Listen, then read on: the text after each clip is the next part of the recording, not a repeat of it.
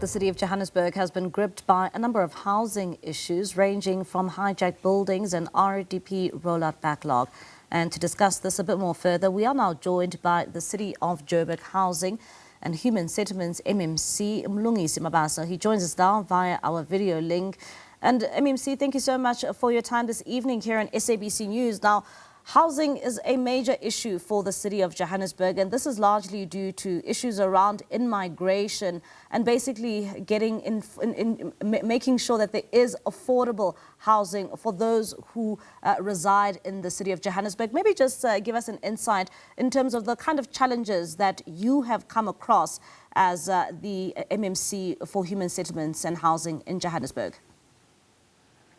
Well, thank you very much, Mbali. Greetings to you and our viewers at home.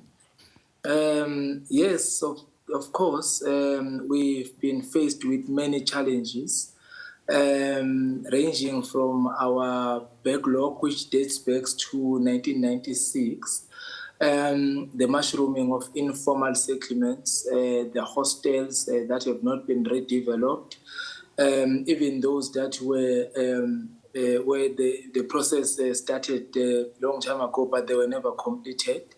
Then you've got people who are in the gap market, those that cannot afford to get bonded houses, but they earn a little more above the RDP threshold, and they don't qualify for the full subsidized houses.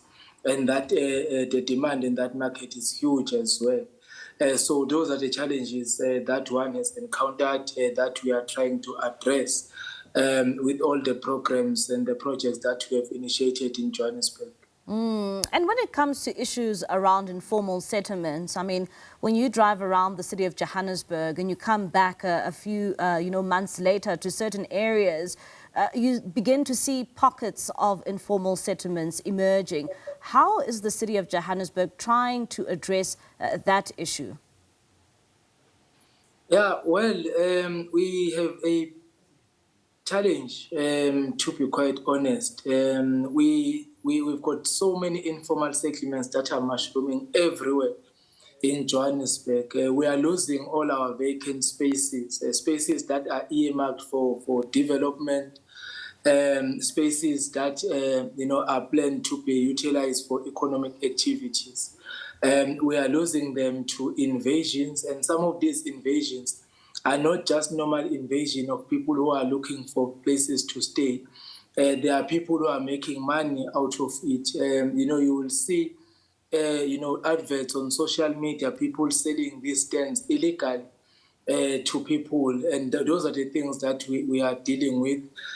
Our informal settlements are growing in Johannesburg. 2016 we had 182 informal settlements. In 2019 there were 312, and as I'm speaking to you now, we've got 354 informal settlements, and there are new invasions that occurred a few weeks ago, meaning that our number is going to balloon over 360 informal settlements. And those are the challenges, one that is trying to address, working with our law enforcement agents, because our expectation as human settlements is that as and when informal settlements or invasion occurs, our law enforcement agencies must respond immediately so that we are able to arrest these invasions as and when they occur, because it becomes a burden for the Department of Human Settlements together with Johannesburg Water, where we will then have to be compelled to provide interim services in a form of provision of water and sanitation. And I can tell you,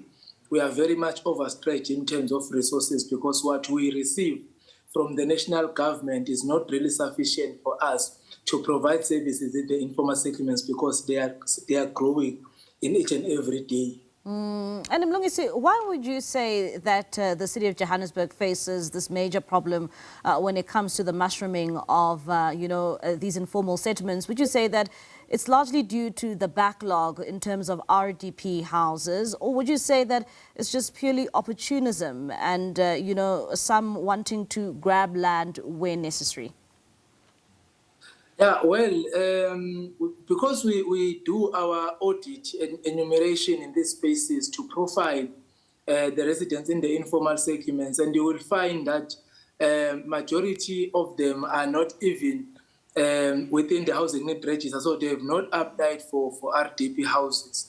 But as I've indicated that, most of these invasions, it's pure criminality because there are people who are making money out of this process. They are selling these tents, they are renting out the shacks in the informal settlement. So it's people who just want to make money out of the process. So they've taken advantage of the vulnerability of our system because they know that once they have settled, it will be difficult for us to remove them without providing an alternative accommodation because most of the court judgments that have been delivered around the evictions have made it very difficult, and it has complicated our processes of responding to invasion in a form of evicting those that would have invaded in the space. So as much as there are those that are genuinely looking for spaces to stay, but the majority of what is happening in the informal settlements is people who just want to make money out of it,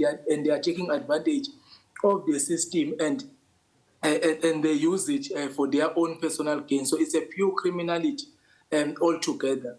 All right, Mlungisi, thank you so much for your time. That's MMC for Housing and Human Settlements in the city of Johannesburg, there, Mlungisi Mabaso, just giving us an update in terms of some of the challenges that they are faced with in the city of Johannesburg, particularly when it comes to hijacked buildings, as well as issues around the mushrooming of informal settlements and the backlog in RDP houses.